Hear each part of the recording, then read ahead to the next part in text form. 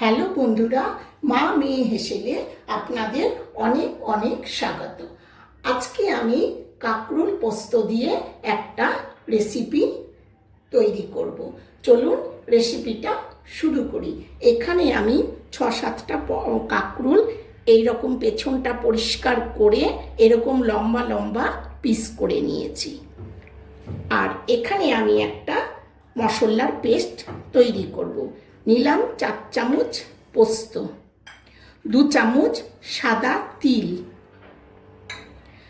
1 চামচ সাদা সর্ষে, 1 চামচ কালো সর্ষে, আর দিলাম 2 চামচ নারকেল কোড়া দিয়ে আর অল্প একটু জল দিয়ে আমি একটা পেস্ট তৈরি করে নেব। আর এদিকে কাঁকরোলটা আমি নুন হলুদ দিয়ে ভালো করে মাখিয়ে কড়াইতে সর্ষের তেল দিয়ে ভালো করে ভেজে নেব। ভাজাতেই 80% সেদ্ধ হয়ে যাবে। দেখুন বন্ধুরা, আমি এইভাবেই কাঁকরোলগুলো উল্টে পাল্টে সব ভেজে তুলে নিই।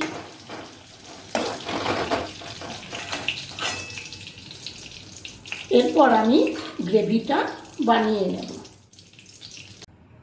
দিলাম 2টো তেজপাতা আর দিলাম অল্প একটু গোটা জিরে। ফোড়নটা ভালো করে ভাজা হলে পরে এখানে আমি 2টো পেঁয়াজ কুচি দিলাম।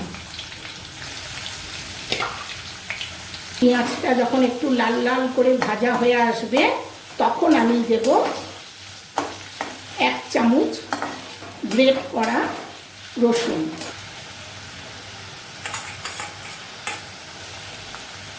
পেঁয়াজ রসুনটা যখন এই রকম লাল লাল করে ভাজা হয়ে যাবে তখন আমি দেব এর মধ্যে 1 চামচ কুচনো লঙ্কা আর দেব 1 চামচ আদা বাটা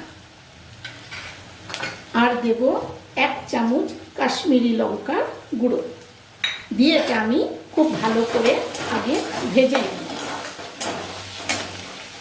দিলাম এখানে 2 চামচ টমেটো বাটা,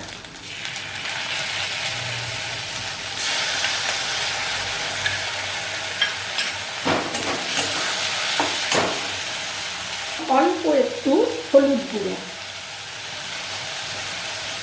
আর 1 চামচ নুন। যেহেতু কাঁকরোলটা নুন হলুদ দিয়ে ভাজা আছে সেই জন্য আমি নুন হলুদের পরিমাণটা কম দিলাম। নুনটা আপনারা আপনাদের স্বাদ অনুযায়ী দেবেন। এর মধ্যে চিংড়ি মাছও ভেজে দেওয়া যায়। আমি পোস্ত নারকেল সর্ষে বাটা দিয়ে করছি, এটা চিংড়ি মাছ দিয়েও করা যায়। পেঁয়াজ রসুন চিংড়ি মাছ দিয়েও এটা করা যায়। ওটা খেতে অন্যরকম, স্বাদটা একটু অন্যরকম হয়। এখন পেঁয়াজ রসুন সব ভাজা হয়ে গেছে। এখন আমি দেব বেটে রাখা পোস্ত নারকেলের পেস্টটা দিয়ে দিলাম, ধুয়ে মিক্সির জল।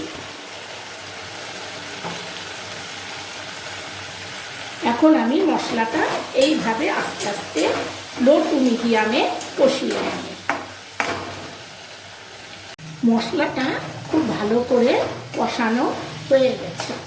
এখন আমি দিয়ে দেব ভেজে রাখা কাঁকরোলগুলো।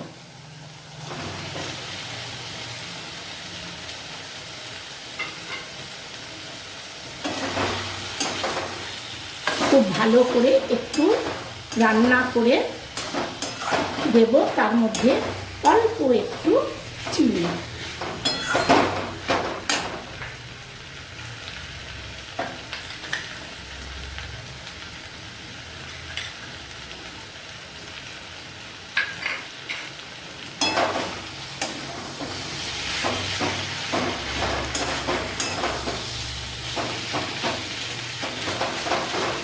খুব ভালো করে এরকম কষানো হয়ে গেছে।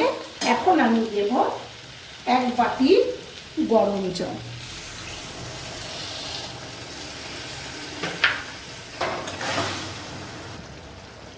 রান্নাটা হয়ে গেছে।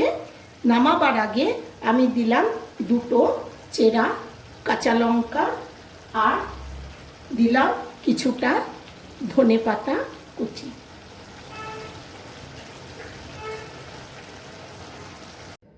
বন্ধুরা, রেসিপিটা কেমন লাগলো কমেন্টে অবশ্যই জানাবেন। ভালো লাগলে আত্মীয় স্বজনের কাছে শেয়ার করবেন। মা মেয়ে হেসেলে লাইক ও সাবস্ক্রাইব করে আমাদের পাশে থাকবেন। ভালো থাকবেন।